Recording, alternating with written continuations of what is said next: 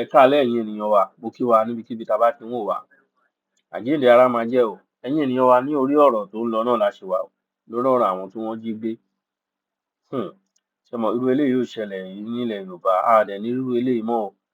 Yinka TNT, ẹ ti wá gbọ́ nǹkan tí òun náà wí o. Ẹ ti wá gbọ́ ọ̀rọ̀ tí Yinka TNT wí. Ṣé kí ni àríwísí yín lórí ọ̀rọ̀ yìí? Ẹ fi sí comment section ẹ jọ̀ọ́ ẹ̀yin ènìyàn wa. Ẹ fi àríwísí yín sórí comment section. Àwọn èèyàn ń wò wá, àwọn ń gbọ́ wa.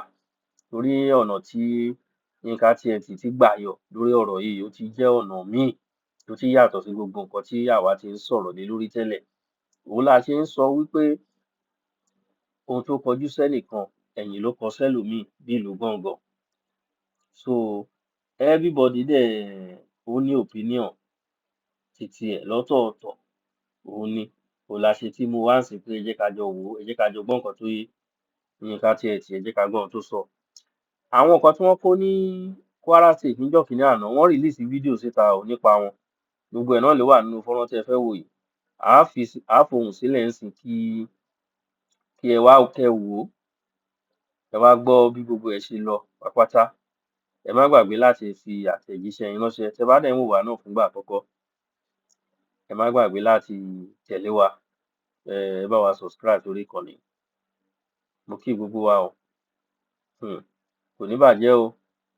Àwọn t'Ọ̀yọ́ State wọ́n ṣe ìpéjọpọ̀ kan lénìí, ó yà mí lẹ́nu. Gbogbo bọ́n ṣe kó àwọn ènìyàn lọ.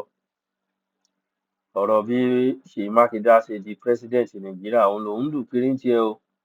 Òun náà ń dù káàkiri. Ọlọ́run á ṣàánú fún wa. Ọlọ́run á bá wa rí àwọn ọmọdé yẹn gbà padà.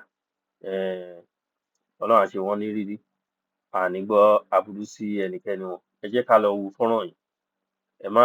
Ẹ má kúrò ńbẹ̀. Ẹ ṣeun gan yín ènìyàn. Some army were sent, and that has compounded our problems. It has added to our troubles. In fact, one of us has been picked that they are going to kill him because they use force. We are pleading with you not to force yourself into the bush, but please call them and dialogue with them so that the problem can be solved and we'll be able to go home alive. They have promised to kill all of us if any of the armies come into the bush again. Please, we are pleading with you. We are begging you in the name of God. Please. Ẹ kú dédé wòyí, ẹ̀yin olólùfẹ́ Yinka TNT, ẹ kú bójú ọjọ́ ṣe rí ṣe dáadáa ni mo bá yín. Mo rí fídíò obìnrin yìí tó ń kọ̀ wípé wọ́n send soldiers nǹkan kan wípé kán bẹ government kó má fi ipá mú wọn. Mo kọ́kọ́ fẹ́ dúpẹ́ lọ́wọ́ àwọn ìjọba. Ẹ mọ̀ pé tíyàn bá ṣe dáadáa kéèyàn sọ pé èèyàn ṣe dáadáa, téèyàn bá ṣe dáadáa kéèyàn tún fún wọn again. Mo fẹ́ dúpẹ́ lọ́wọ́ wọn pé at least ìdímá ní ìjọba both federal and state, torí mi mọ àwọn tó ṣe ilé ìtóbìnrin yẹn sọ. This is a sign wípé àwọn people yẹn feel pressure. Irú ìtóbìnrin yìí sọ ń bì báyìí, mo mọ̀ pé gẹ́gẹ́ bí ẹlẹ́ran ara ó yẹ kó sọ bẹ́ẹ̀. But I will not buy into that idea because àwọn people yẹn wọ́n fẹ́ ká wà subjected to their own ways ni. Wọ́n fẹ́ ká wà káwọn mú wa lẹ́rú kó máa kidnap wa lọ. And if for the fact pé woman yìí sọ̀rọ̀ báyìí, ó mean pé wọ́n feel pressure yẹn nìyẹn. As much as government fẹ́ gbà wọ́n jáde, I would advise wípé kí wọ́n send àwọn tó máa negotiate lọ, but kó má dá pressure yẹn dúró. Torí wípé má foko mi dáná, ìjọ kan lèèyàn kọ. Àwọn people yìí láti mọ̀ pé South West náà ń pè bí. Pé South West yàtọ̀ sí gbogbo òṣì tí wọ́n ń ṣe. So tó bá ti lè lọ subject tí wọ́n gba ẹnu àwọn eléyìí sọ̀rọ̀ wípé kó má ràn kíní kan wá kí wọ́n dá pressure yẹn dúró, then wọ́n á máa become their prey. Wọ́n á dẹ̀ wá sọ wá di jẹun. Wọ́n á believe pé báwọn ṣe ń ṣe ní other state bẹ́ẹ̀ náà ṣe lè ṣe lọ́dọ̀ wa. But pressure tí wọ́n níyẹn, tó bá intensify pressure yẹn pẹ̀lú ẹ̀, tó bá intensify effort wọn láti máa man more pressure, kán dẹ̀ máa negotiate lábẹ́lẹ̀, kán mọ̀ wípé ibi báyìí South West ni, ibi yìí ojúbọ̀rọ̀ ṣe gbọmọ lọ́wọ́ èkùrọ́. Èyí tẹ́ ẹ ṣe yìí má foko mi dágbọ̀n, ọjọ́ kan ló ń mọ. Èyí tẹ́ ẹ ṣe yìí náà ni àṣemọ́ ní South West.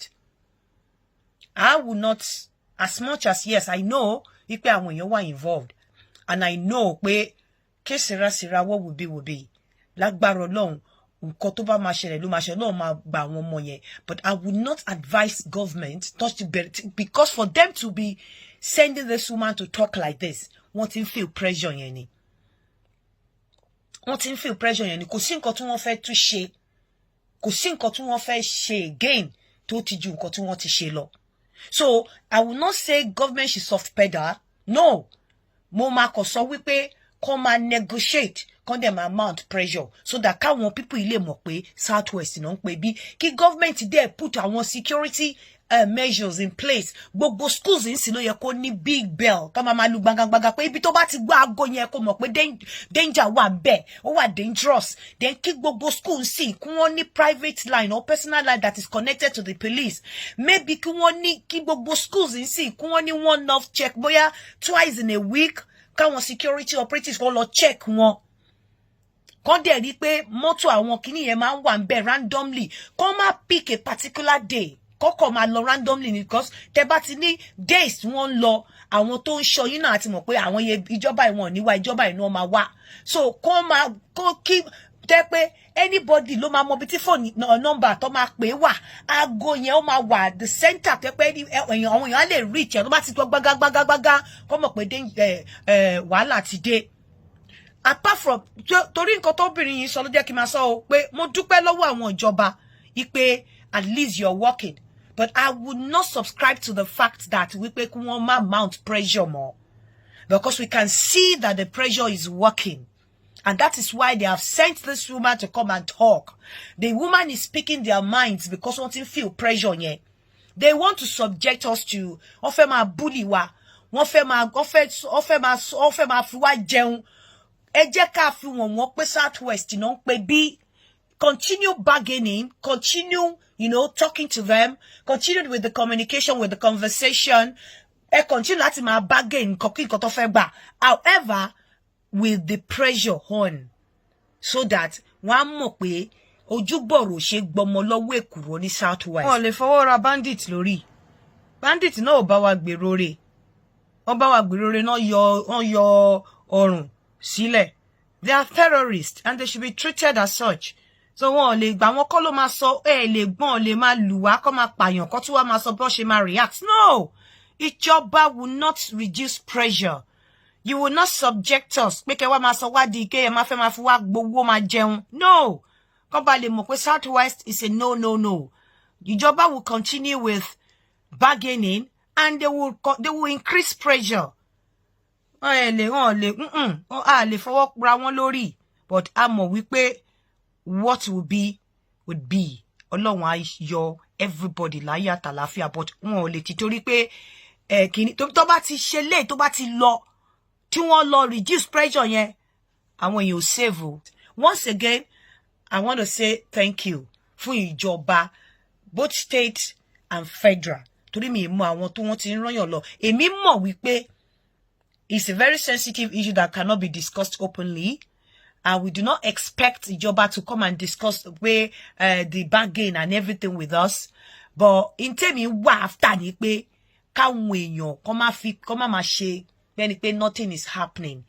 Reassurance, empathy, nǹkan tèmi demand fún nìyẹn pé kẹ́ẹ̀dẹ̀ gbà wọ́n mọ́ wá sílẹ̀. Adẹ̀tí pé ń ṣiṣẹ́ ń ṣe, but I will not subscribe to reducing the pressure.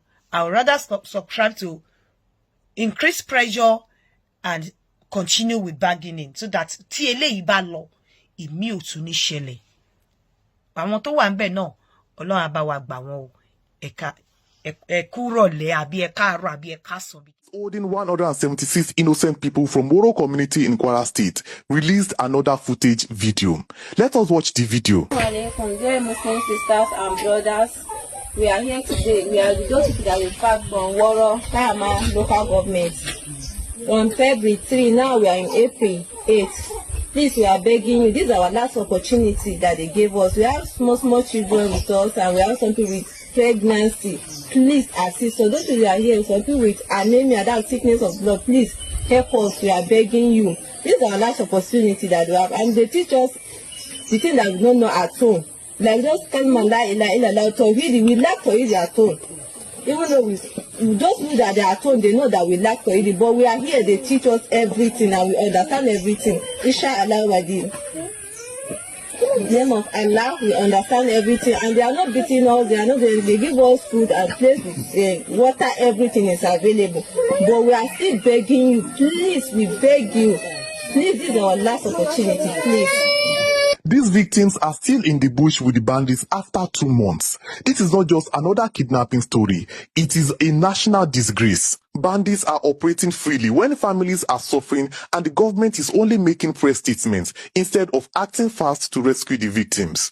The lives of these quarrels are not something to bargain with. Security forces must act, go into the forest where the bandits are hiding and bring every single person back home alive. Nigeria cannot keep failing rural communities like this. Share your opinion on this as Nigerians and as Quarans. I am Ajibari Talks. Like, comment,